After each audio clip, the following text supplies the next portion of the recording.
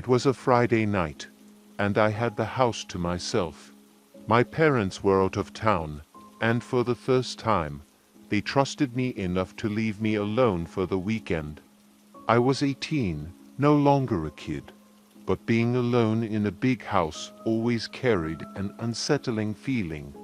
It was the sort of quiet that made your skin crawl, where every creak and whisper of wind outside sounded like something, or someone lurking in the dark. I tried to shake off the nerves and enjoy the freedom.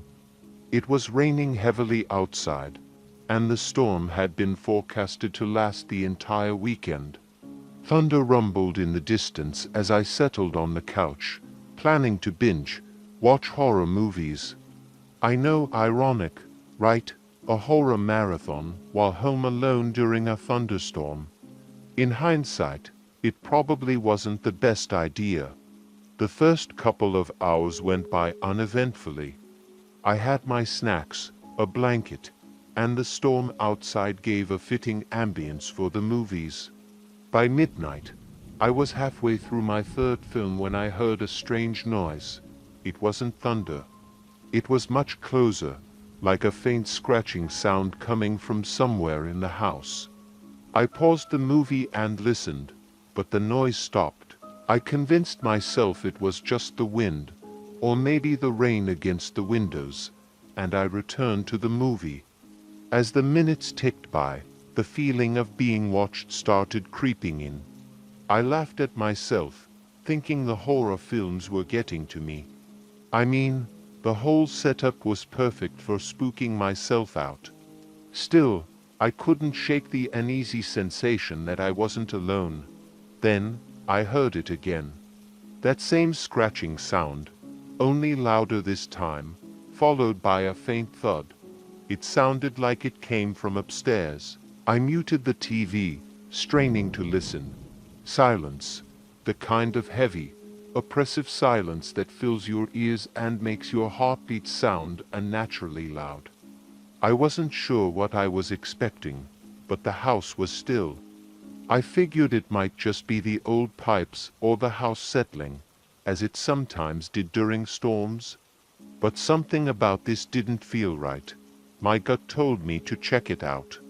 I stood up, heart pounding in my chest, and grabbed the closest thing I could find for protection, a fireplace poker. It was better than nothing. Step by step, I made my way up the creaky stairs, the flashlight from my phone cutting through the dark. The hallway upstairs was dim, lit only by the occasional flash of lightning through the windows. I moved slowly, checking each door. First, my parents' room, empty. Then, the guest room, nothing. Finally, I reached my room. The door was slightly ajar, and I knew I hadn't left it that way. My hand trembled as I pushed it open. The room looked exactly as I had left it, except something was off. The window was open, just a crack. I knew for certain I had closed and locked it earlier. I walked over and slammed it shut, my mind racing with explanations.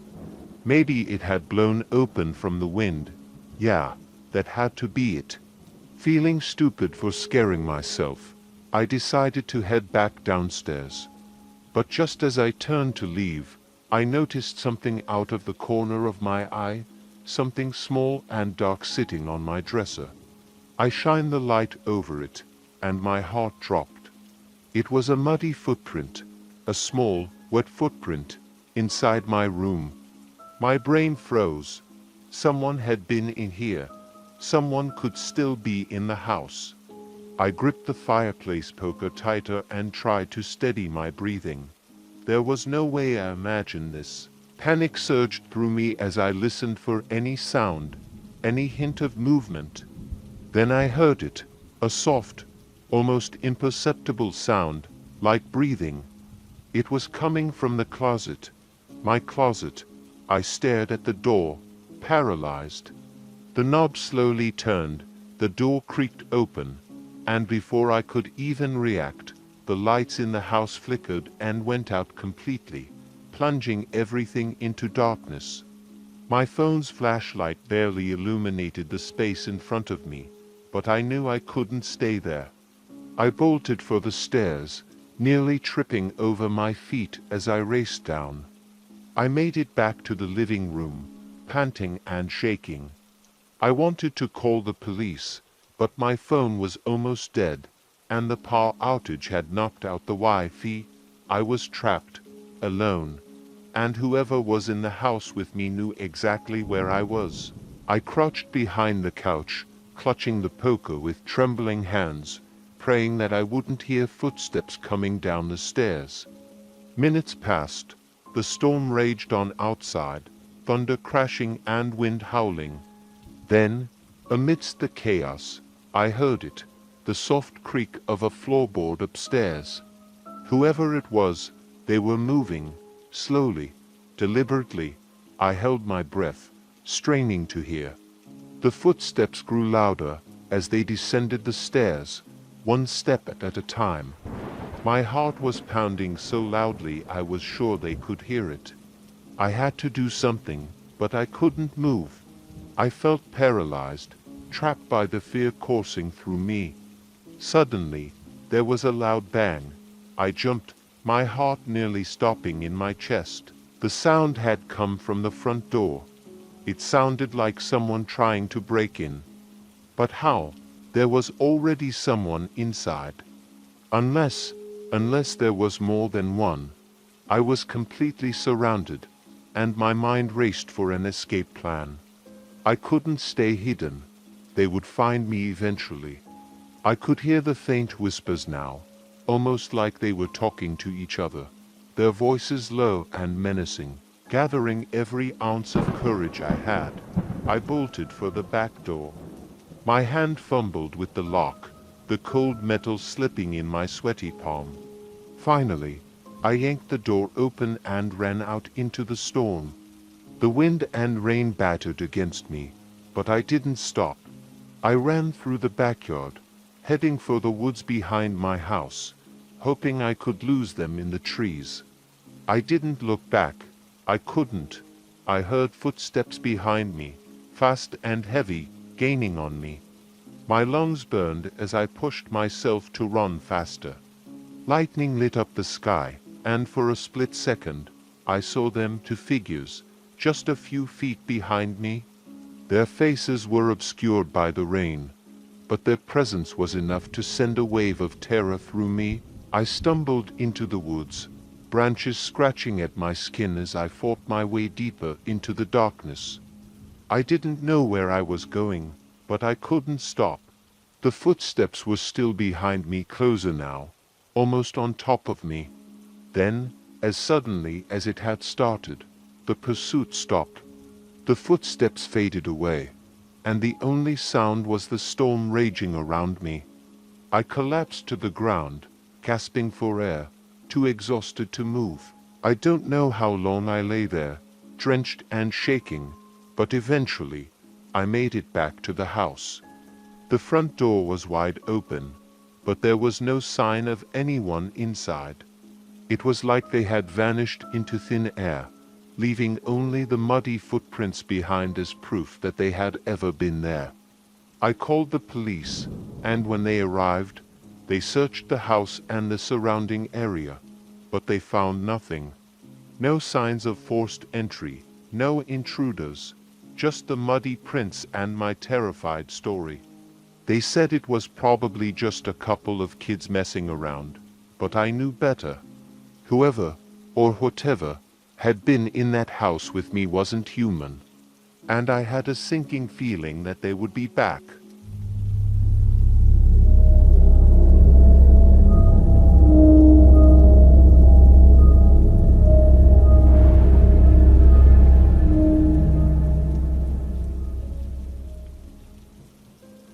It started with a knock, not a forceful one, not loud, just a gentle tapping on the front door. At first, I thought I was imagining it. Being alone in my home for the weekend made my mind play tricks on me sometimes. I had always prided myself on being someone who didn't scare easily, but there's something about the silence of an empty house that gets to you after a while. The knocking came again. Tap, tap, tap. I froze, still seated on the couch midway through a horror movie marathon. I turned the volume down on the TV, trying to figure out if the noise was from outside or just the wind rattling the windows. My neighborhood was quiet and remote, the kind of place where you wouldn't expect a random stranger to come knocking at night. But there it was again, this time louder. I stood up, my pulse quickening, and walked to the front door. Peeking through the small peephole, I saw nothing. Just the darkness of the night and the faint glow of the porch light illuminating the empty street. I breathed a sigh of relief. Maybe it was just a tree branch or an animal brushing against the door. Still, I couldn't shake the feeling that something wasn't right. I locked the door, something I should have done earlier but hadn't thought to do, and went back to the living room. The movie I had been watching now seemed less appealing. My mind was distracted, trying to make sense of the noises. About an hour passed, and the storm outside picked up. Thunder rumbled in the distance, and the wind howled against the house. I had settled into a new movie, trying to push the earlier knocking out of my mind, when I heard it again. This time, it was different. It wasn't coming from the front door. It was coming from the basement. My heart skipped a beat. There was no one else in the house, and the basement door was always locked. I stood there for a moment, unsure of what to do. The logical side of my brain told me it was nothing, maybe just the old pipes clanging or the wind making the house creak. But a darker, more primal part of me was screaming that something was down there. I grabbed my phone and turned on the flashlight, slowly making my way toward the basement door. Each step felt heavier than the last, and I couldn't ignore the growing sense of dread that crawled up my spine. I reached the door and hesitated, my hand hovering over the knob. Then the knocking stopped. For a moment, I felt a wave of relief wash over me. Maybe it really had just been the house settling. But that relief was short-lived when I heard something else. Footsteps. Faint, but unmistakable. Someone, or something, was moving in the basement. I backed away from the door, heart racing. I didn't know what to do. I didn't want to open that door, but I couldn't just ignore it either. I called my friend Sarah, my voice shaky as I explained what was happening. She told me to leave the house immediately, but I couldn't bring myself to step outside into the storm. The wind was howling, and the rain was coming down in sheets. Besides, where would I go? Instead, I grabbed the biggest kitchen knife I could find and stood by the basement door, listening. The footsteps had stopped, but the silence was just as unnerving. I finally mustered the courage to open the door. My phone's flashlight aimed down the stairs. The basement was dark and cold, the kind of damp chill that seeps into your bones. I called out, "Hello, is anyone down there?" My voice echoed back, but there was no response. I stepped onto the first stair, then the second, moving cautiously down the wooden steps. Each creak of the floorboards sent shivers through me, but I had to see for myself what was going on. When I reached the bottom, the beam of light from my phone illuminated the small, unfinished space. Dusty shelves, an old workbench, and boxes of forgotten junk lined the walls. Everything looked normal, except for the door at the far end of the room. It was a door I had never seen before, a small, wooden door no more than 5 feet tall, hidden behind a stack of old boxes. I stared at it, my mind racing. How long had it been there? I had lived in this house for years and had never noticed it before. Against my better judgment, I approached the door. Something about it felt wrong. but I couldn't stop myself from reaching for the handle. My hand trembled as I turned the knob. The door creaked open, revealing a narrow hallway that stretched out into the darkness. I hesitated, but curiosity got the better of me. I stepped through the door, my heart pounding in my chest. The air was thick and musty, and the hallway seemed to go on forever. My footsteps echoed eerily as I walked deeper into the unknown. Suddenly, I heard it again, the knocking, but this time, it wasn't coming from the basement. It was coming from behind me. I spun around, shining the flashlight back toward the door I had entered through. It was closed. My stomach dropped. I hadn't closed it. The knocking grew louder, more frantic. Something or someone was on the other side of that door, trying to get in.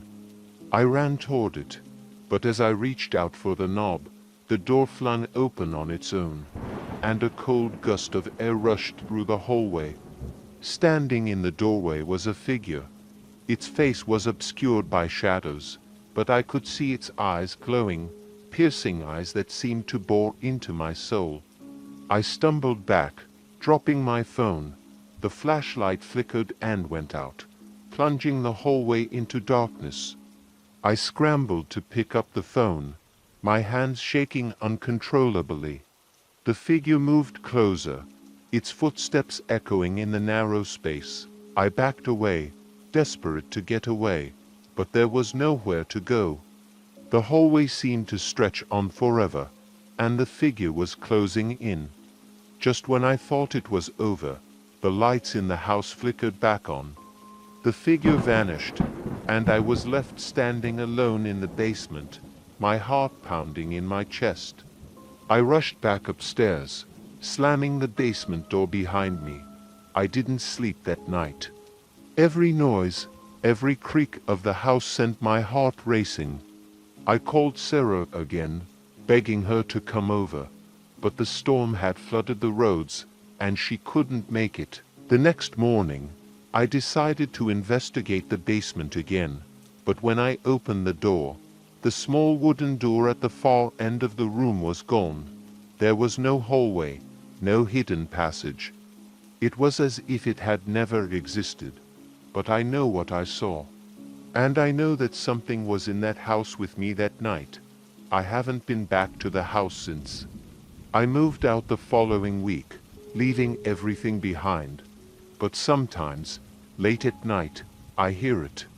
That faint knocking, and I wonder if it followed me.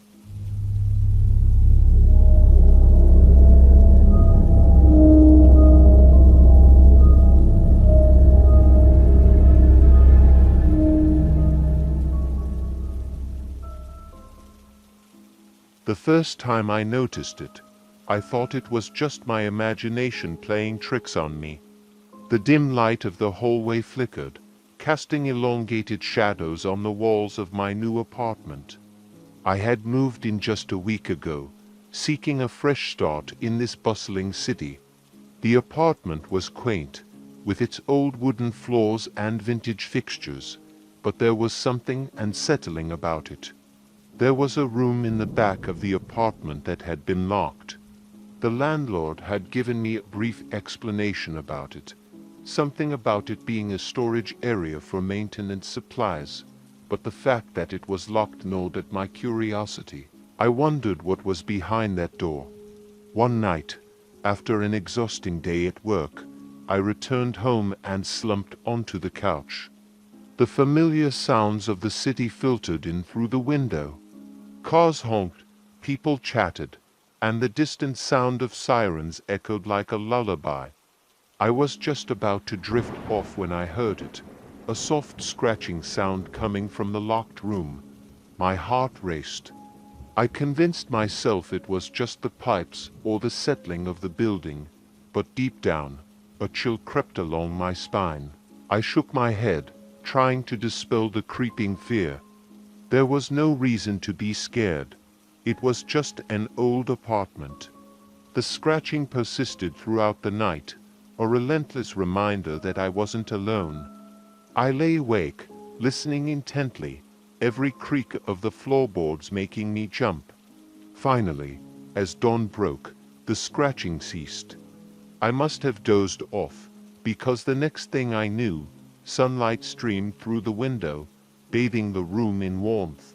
That day, I decided to confront the locked door. I grabbed a chair from the kitchen and reached up to inspect the knob. To my surprise, it felt loose. I twisted it, and the door creaked open. Dust billowed out, and I squinted through the darkness. The room was small and filled with boxes, old furniture, and what looked like a couple of broken lamps. My curiosity flared. I stepped inside, glancing around at the clutter.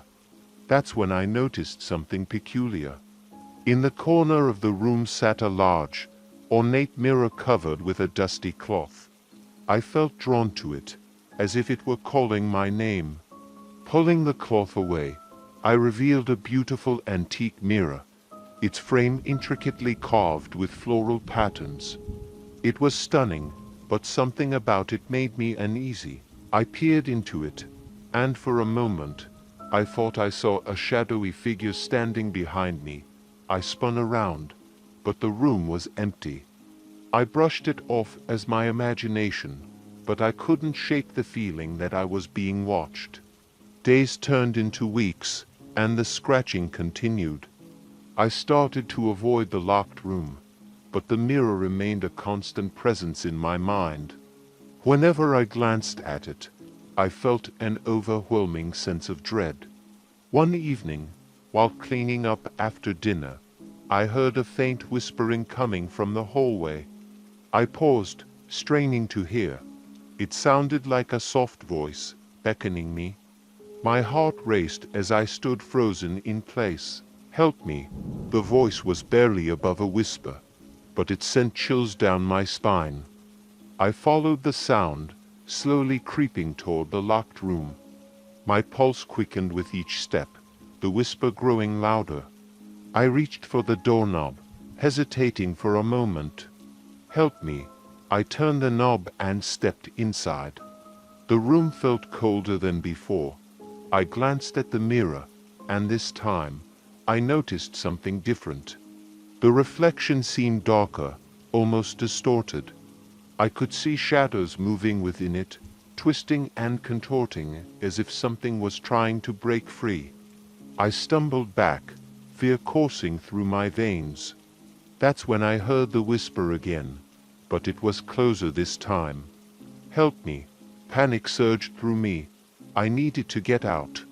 I turned to leave, but the door slammed shut with a deafening bang. I rushed to turn the knob, but it wouldn't budge. I was trapped. The whispers turned into desperate cries, echoing through the room. "Let me out, please." I banged on the door, shouting for help, but no one could hear me. The sound of my voice drowned in the cacophony of cries. I turned back to the mirror, and the shadows had become more pronounced. "Please, help me." I saw a face emerge from the darkness, a gaunt, hollow-eyed figure reaching out to me through the glass. I stumbled back in horror, but the figure pressed closer, its face contorting in anguish. I couldn't breathe. The room was closing in on me, the walls pressing against my chest. I screamed, but the cries of the figure drowned me out. "You have to let me out." I stumbled toward the mirror, driven by a strange compulsion. It felt like the figure was pulling me closer, a desperate plea in its eyes. I reached out, touching the surface of the mirror. Suddenly, the glass rippled like water, and I felt a cold hand grasp my wrist, pulling me toward it. I screamed, trying to pull back, but it was too strong. I felt myself being dragged into the mirror, my body stretching as I was consumed by the darkness. Just as I thought I would be lost forever, the door burst open.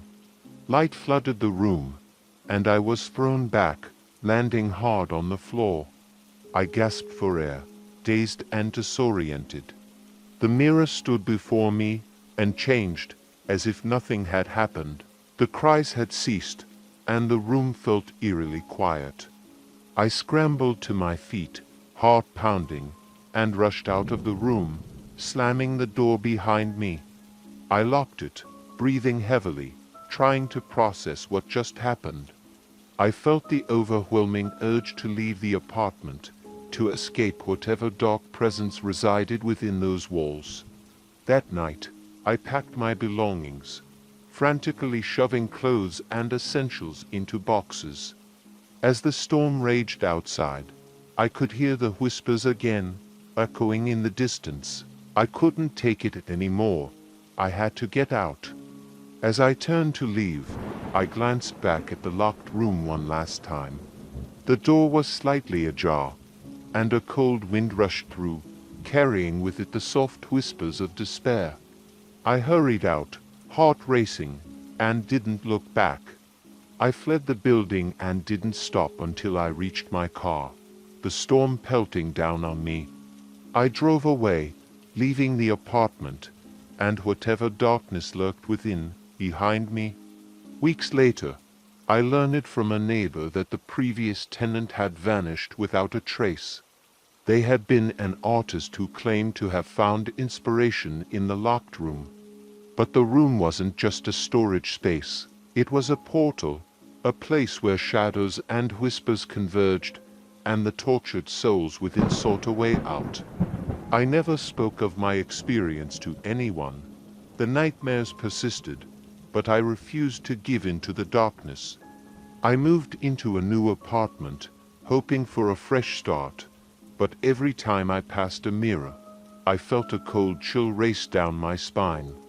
I knew I had escaped, but the darkness had not forgotten me.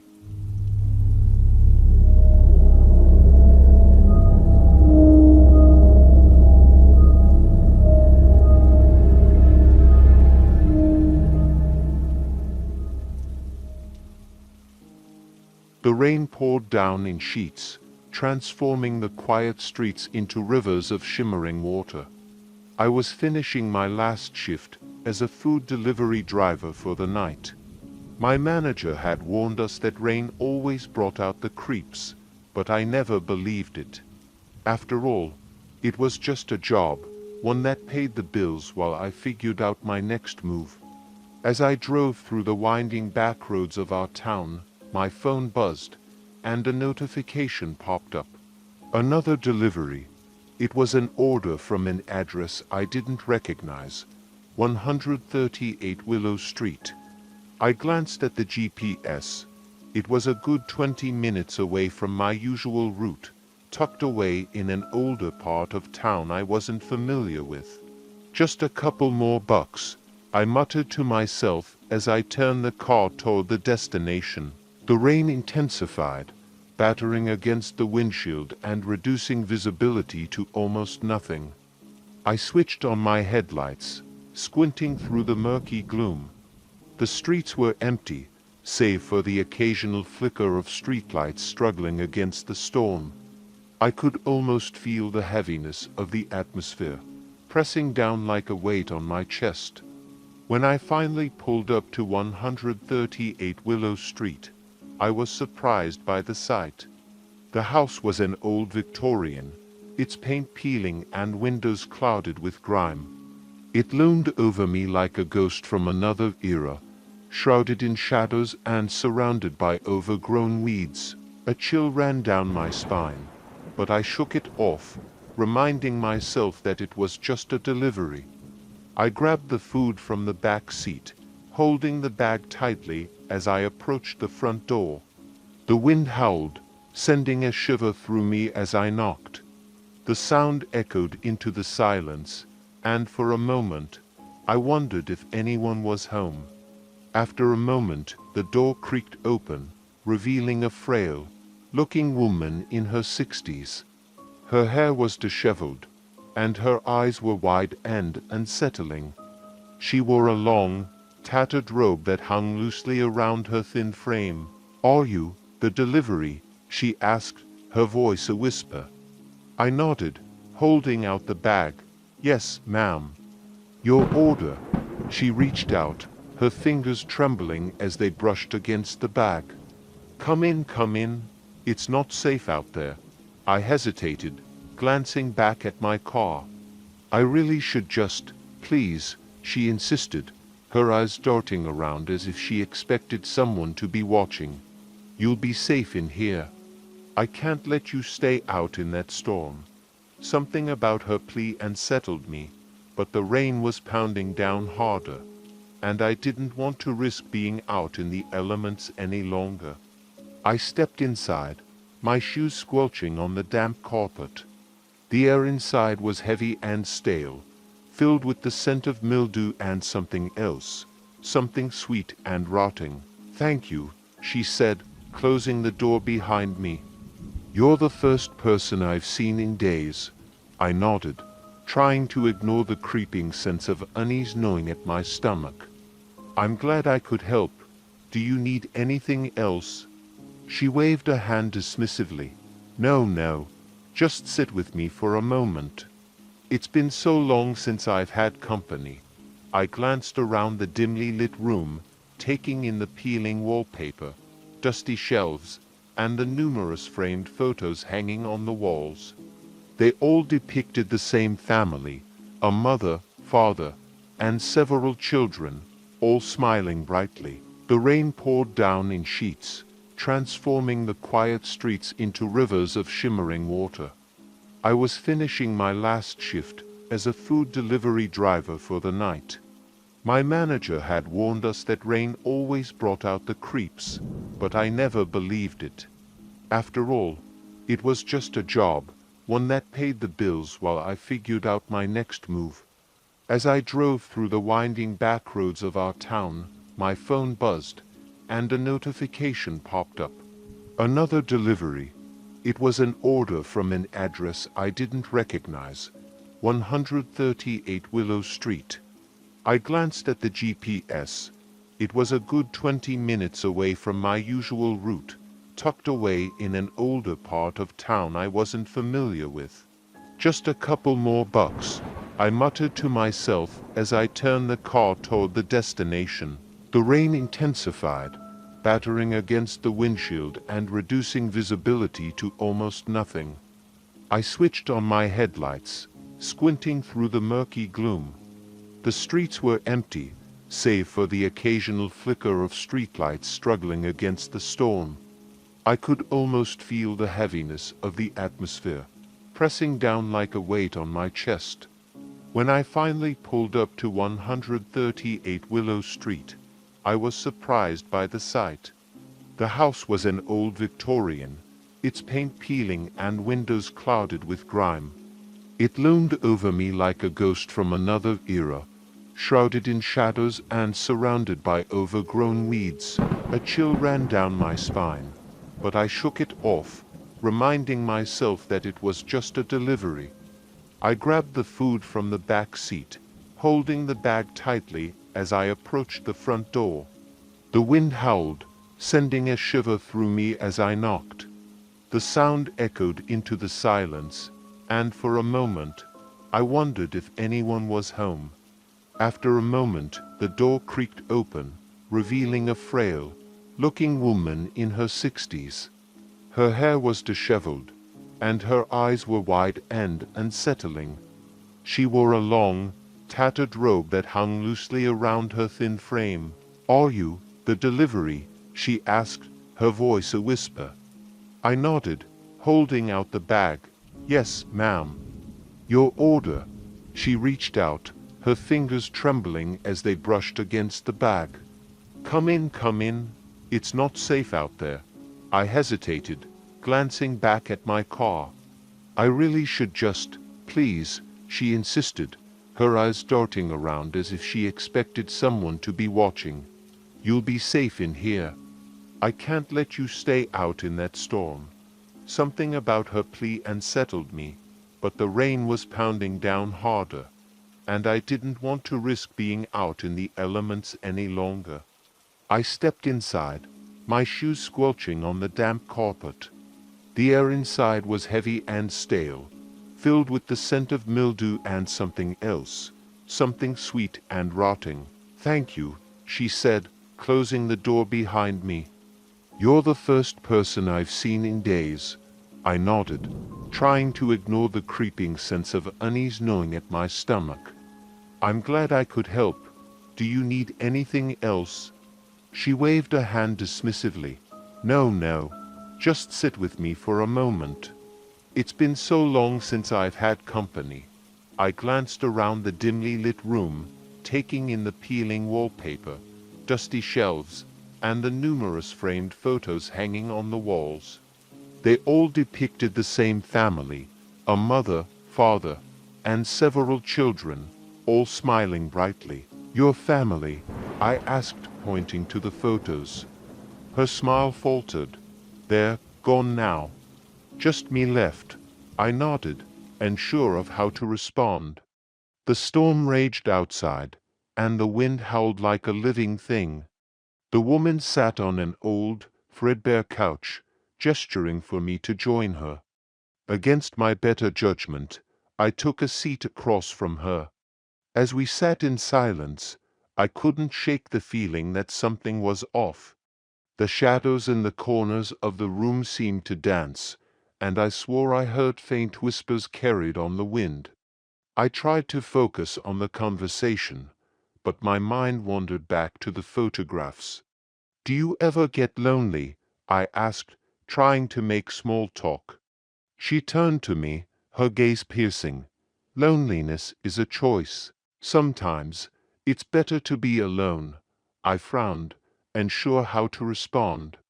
The rain pounded against the windows, drowning out any other noise. Suddenly, a loud crash echoed from somewhere deep within the house, making us both jump. "What was that?" I asked, heart racing. The woman's face twisted with concern. "It's nothing, just the house settling. Don't worry about it." But I couldn't shake the feeling of dread that had settled in my stomach. I stood up, glancing around. "I should probably get going." "The storm, no." She interjected sharply, rising to her feet. "You can't leave yet." "It's not safe." I took a step back, my heart pounding. "What do you mean?" "The storm isn't the only thing out there," she whispered, her voice low and urgent. "They come for those who wander too far." I felt the hairs on my arms stand up. "Who?" "The lost souls," she said, her eyes widening. "They're drawn to fear. You can't show fear." "You must stay here with me." Panic surged through me. "I need to go." I turned and bolted for the door, but as I reached for the knob, it wouldn't budge. I pulled and twisted, but it felt as if it had been locked from the other side. "Please, don't leave." The woman cried, her voice cracking. "You don't understand." I whipped around to face her, and she looked different now, her features warped, almost as if she were being consumed by the shadows. "What do you want from me?" I shouted, desperation creeping into my voice. "They'll come for you. You need to stay here." In that moment, the whispers grew louder, rising above the storm outside. I felt a chill wash over me, as if the very air in the room had turned icy. The walls seemed to close in, and the shadows lengthened, twisting and stretching toward me. "Get away from me!" I screamed, panic clawing at my throat. I pushed past her, shoving my shoulder against the door. I felt it give slightly, and with one final heave, I forced it open, stumbling into the rain, soaked night. I turned and ran, not looking back. The rain lashed against my face as I dashed to my car, fumbling with my keys. I threw myself inside, slamming the door shut. My hands trembled as I started the engine, the familiar sound of the car's roar comforting me amid the chaos. As I peeled away from the house, I glanced in the rearview mirror. The woman stood at the door, her face pale and expressionless. She raised a hand, fingers splayed as if she were trying to reach me. The shadows around her thickened, and for a moment I thought I saw something behind her, a figure lurking in the darkness. A flash of lightning illuminated the scene, and I swerved, heart racing as fear coursed through me. I drove without stopping, adrenaline pumping through my veins. I could still hear the whispers in my mind, and the dread lingered in the air like a foul odor. When I finally reached the main road, I took a deep breath, trying to steady myself. But as I glanced at the empty passenger seat, I realized I wasn't alone. The air turned cold, and I could feel something lurking just beyond the edge of my vision. I drove faster, desperate to get away from the haunting presence that clung to me. The rain fell harder, and the road became a blur. I took a deep breath, trying to calm my racing heart, but the whispers returned, echoing in my mind. Come back, come back. I shook my head, gritting my teeth against the rising tide of fear. The voices grew louder, filling the car as I slammed on the gas, desperate to escape the haunting memory of the last delivery. Weeks later, I learned that the old Victorian had burned down during a storm. Neighbors claimed to have seen a figure standing in the window, watching, waiting. I never delivered food again, but the whispers still haunted my dreams, a constant reminder that some places are better left untouched.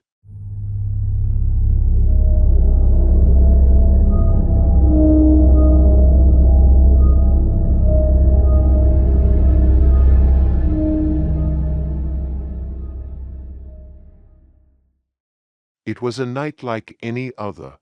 The wind howled outside my window, rattling the old glass panes, and rain pelted the roof like a drummer setting an urgent tempo. I was alone in my apartment, a modest place on the outskirts of town that had seen better days. The paint was chipped, and the furniture was mismatched, remnants of a life that had started to feel stagnant. Having moved in a few months earlier, I was still getting accustomed to the neighborhood. It was quiet, which I appreciated, but every so often I'd hear strange sounds echoing through the walls, almost like whispers or the rustling of fabric. I brushed it off, attributing it to the building's age. Tonight, I had just settled down with a bowl of popcorn, ready for a binge watch of my favorite horror series. As the opening credits rolled, the familiar creak of floorboards made me pause. I glanced around my dimly lit living room, the only light coming from the flickering TV screen. Just the old building settling, I reassured myself, forcing a laugh. But the noise persisted, a faint thump followed by a dragging sound that seemed to come from the basement. The basement was a place I had avoided since moving in. The landlord had warned me about it, mentioning something about strange happenings down there, but I never thought much of it. I convinced myself it was just a typical horror story the old man liked to share with his tenants. Still, as the sounds continued, curiosity crept in. It could be a rat, or maybe the neighbor had moved some furniture around. My heart raced, caught between my desire to investigate and the urge to hide beneath my blankets. After a few more moments of hesitation, I grabbed my phone and turned on the flashlight. The beam cut through the darkness as I made my way to the basement door. My hand trembled slightly as I reached for the knob, and I took a deep breath before pushing it open. The stairs creaked ominously beneath my weight as I descended into the cool, damp air. The basement was poorly lit, with only a single bulb hanging from the ceiling, casting an eerie glow over the concrete floor. I scanned the area, my heartbeat echoing in my ears. "Hello." I called out, my voice shaky. No response. I took a few cautious steps further into the basement, the beam of my flashlight dancing over old boxes and forgotten furniture.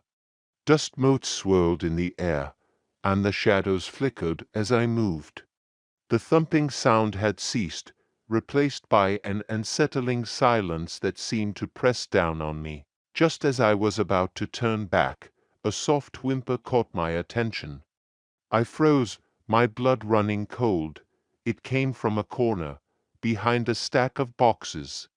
I approached slowly, my mind racing with possibilities. Is anyone there? I called out again, my voice barely above a whisper. As I rounded the boxes, my heart dropped. There, huddled against the wall, was a boy. He couldn't have been more than 8 or 9 years old, his clothes dirty and torn. His eyes were wide with fear, and he looked up at me as if I were a ghost.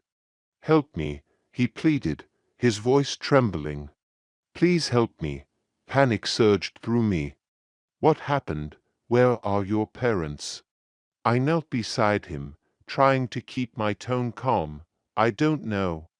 They left me here," he said, tears streaming down his dirty cheeks. "I'm scared." "Okay, okay. Just stay calm," I replied, trying to assess the situation. I looked around, but there was no sign of anyone else. "Let's get you out of here." He nodded, but as I reached for his hand, he flinched. "No, you can't touch me. It'll get you too." "Who will?" I asked, confusion flooding my mind. "The man in the shadows," he whispered, his voice barely audible. "He wants to take me away." A chill raced down my spine. I turned to look into the darker corners of the basement, the shadows seeming to twist and writhe as if alive. "We need to go now," I said, urgency rising in my voice. The boy hesitated, looking back toward the darkness. "He'll follow us." "Who, the man?" I pressed, my instincts screaming for me to leave. He nodded, his eyes wide with terror. "He lives here." Against every instinct telling me to run, I scooped the boy into my arms. "I'll protect you. We'll get out of here together." I turned, bolting toward the stairs. As I rushed up, the air grew heavier, the shadows pressing in around us. I could feel something watching, a presence lurking just beyond the edges of my vision. Just as I reached the top of the stairs, I heard a low growl echoing through the basement, sending a wave of dread crashing over me. I pushed the door open and stumbled into the hallway, the boy clinging to me tightly.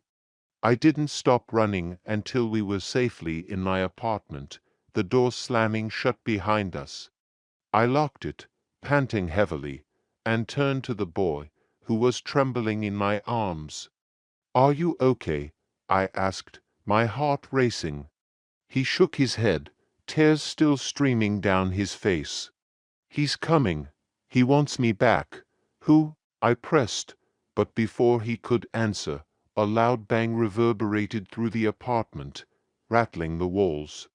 I jumped, my heart racing as I looked toward the door.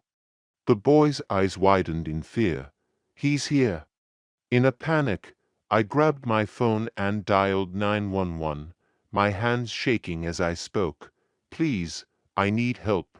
There's a boy here, and I think he's in danger." Suddenly, the lights flickered, plunging us into darkness. I felt the air grow colder, an unnatural chill wrapping around us. The boy clung to me tighter, and I could hear his heart racing.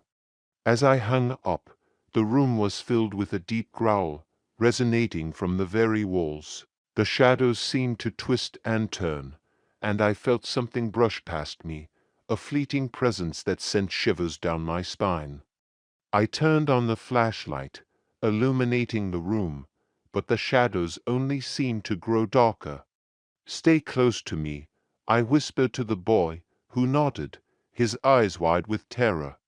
The growling grew louder, vibrating through the floor as I moved toward the front door. "We need to get out of here," I shouted, but as I reached for the knob, it wouldn't budge. It felt as if someone were holding it shut from the other side. "What's happening?" the boy cried, looking around frantically. "I don't know. Just hold on," I yelled, panic rising in my chest. The shadows shifted again, and I could see movement in the corner of my eye.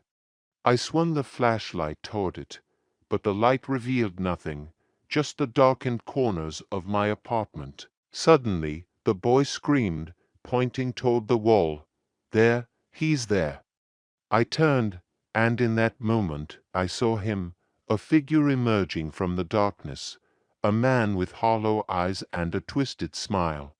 His skin was pale, almost translucent, and his presence felt suffocating.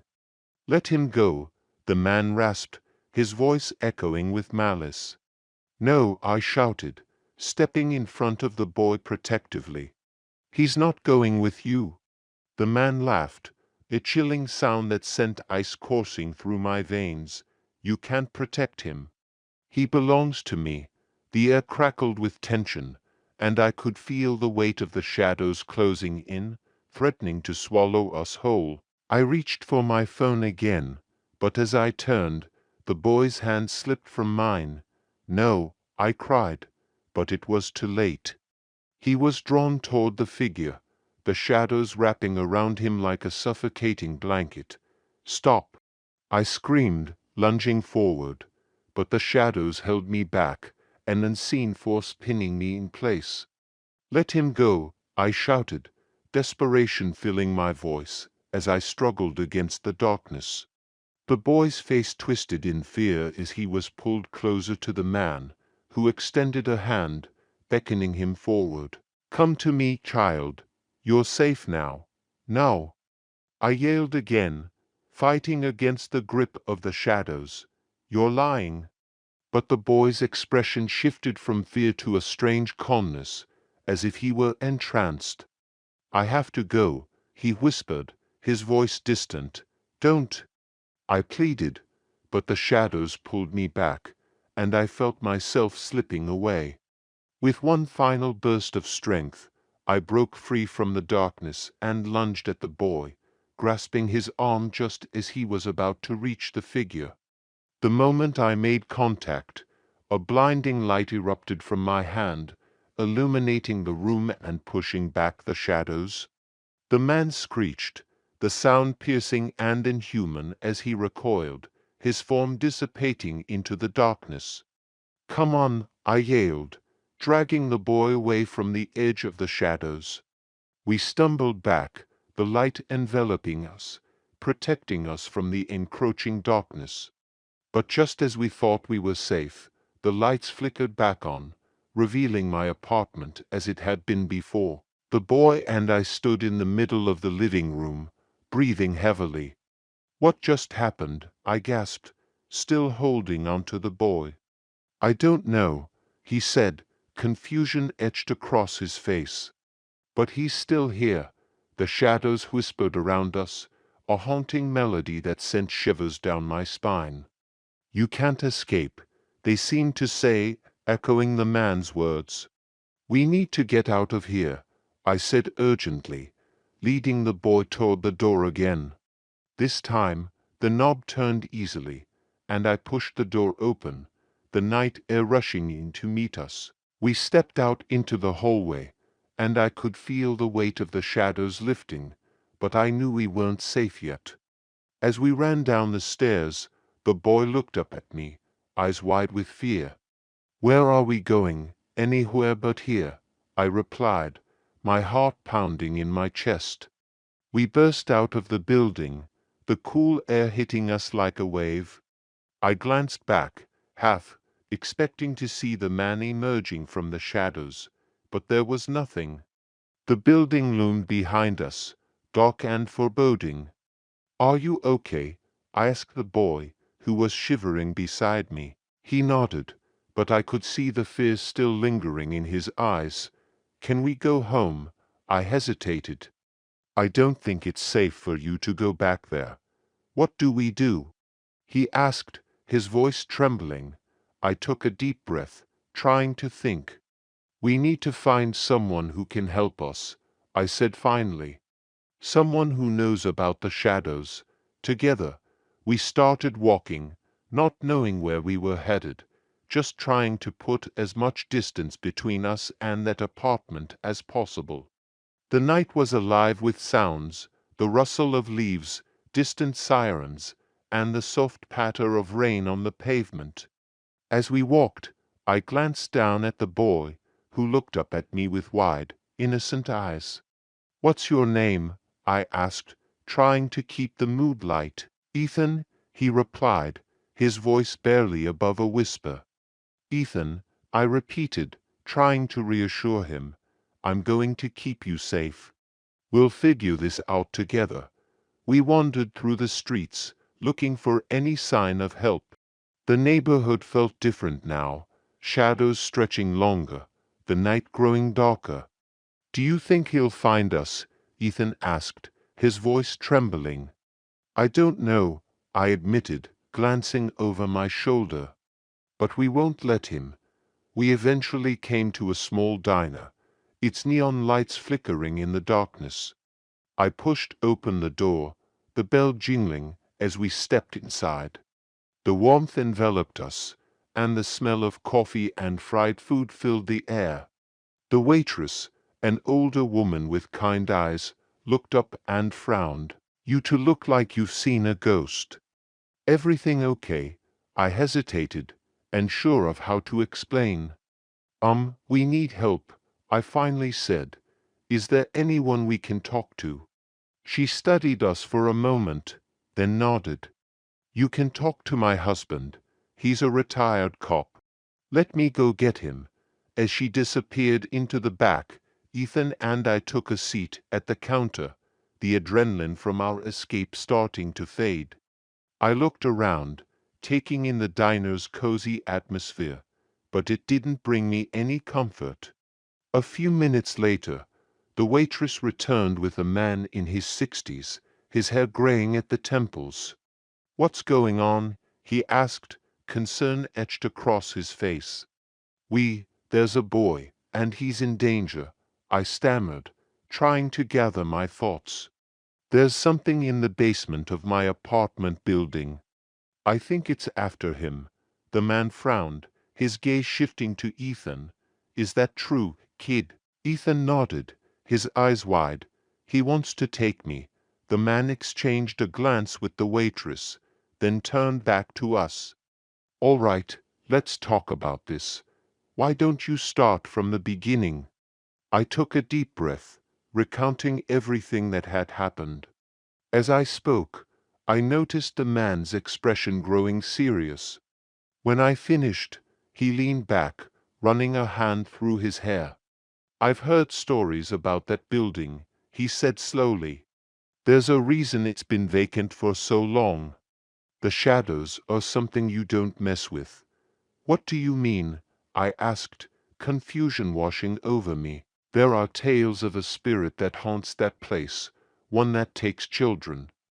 It preys on fear, feeding off it to gain strength." My heart sank. "But we got away," I said. "He can't follow us, right?" The man shook his head. "That's not how it works. The spirit can reach out, even if you're far away. It's like a connection that can't be broken." Ethan shivered beside me, and I felt a surge of protectiveness. "What can we do?" I asked desperately. He thought for a moment, then nodded. "We need to perform a cleansing. It won't banish it completely, but it can weaken its hold on you." "What do we need?" I asked. "Just a few simple items, some salt, a candle, and a few herbs if you have them.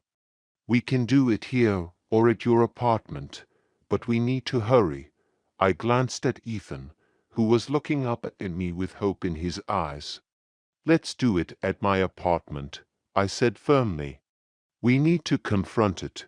With a determined nod, we gathered the necessary items from the diner. The waitress offered us a small pouch of herbs, and the man provided a candle and some salt.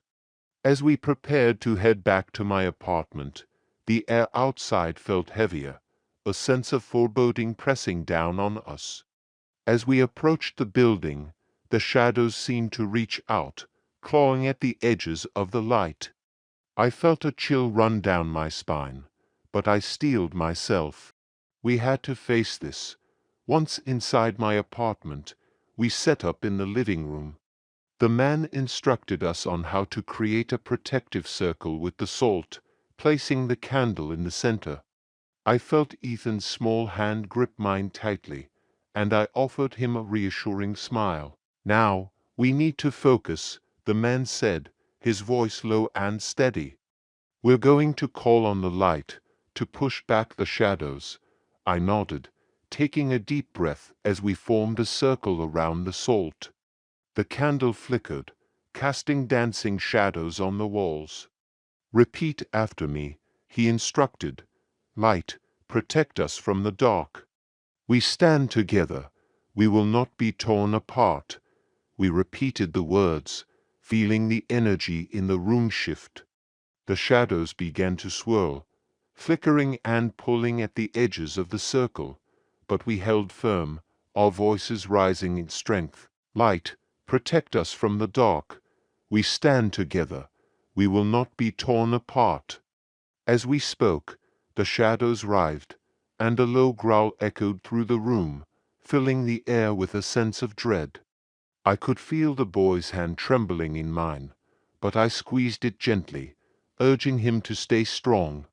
The candle flickered violently, and I could see the figure lurking just outside the circle, its hollow eyes fixed on us. "You cannot escape," it hissed, the voice reverberating through the walls. "We will escape," I shouted, my voice rising above the noise.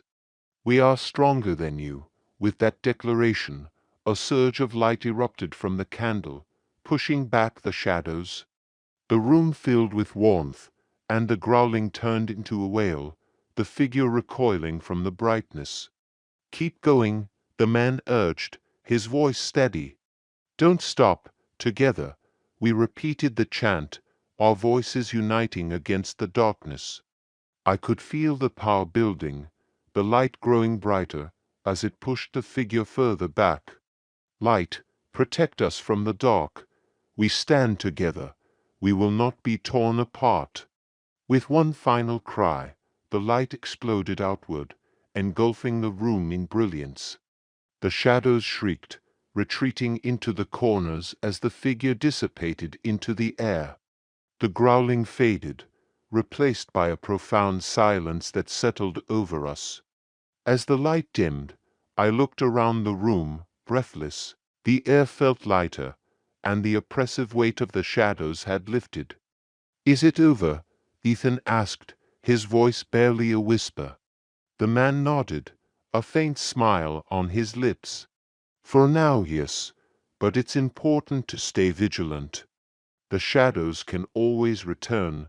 I sighed, relief washing over me. "Thank you for helping us.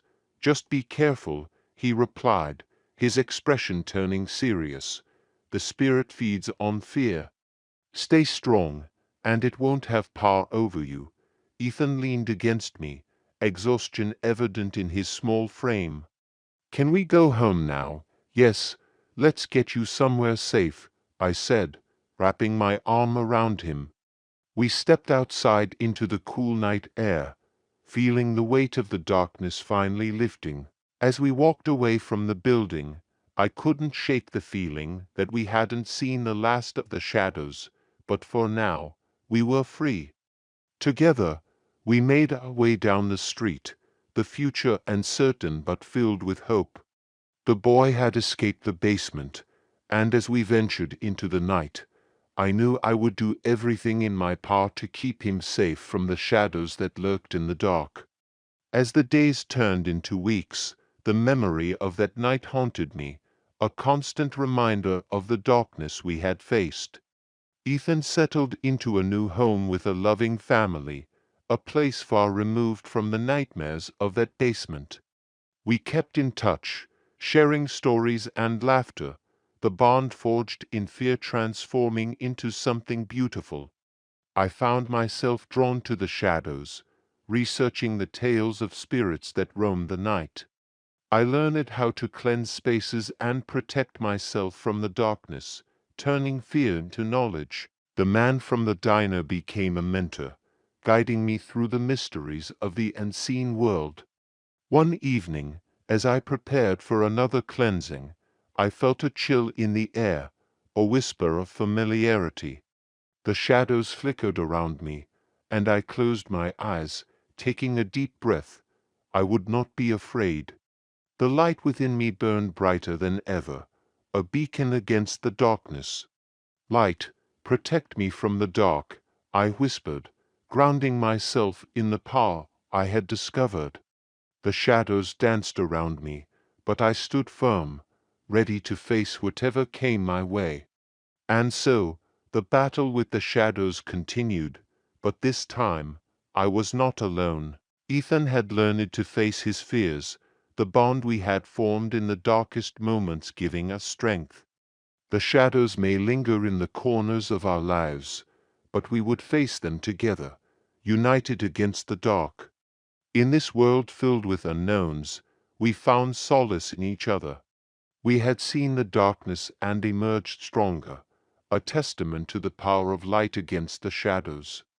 As long as we stood together, the darkness would never have the final word. In the end, it was not just about the boy escaping the basement, but about all of us learning to face the shadows that lurked in the corners of our lives. And as we ventured into the night, hand in hand, I knew we would always find our way back to the light.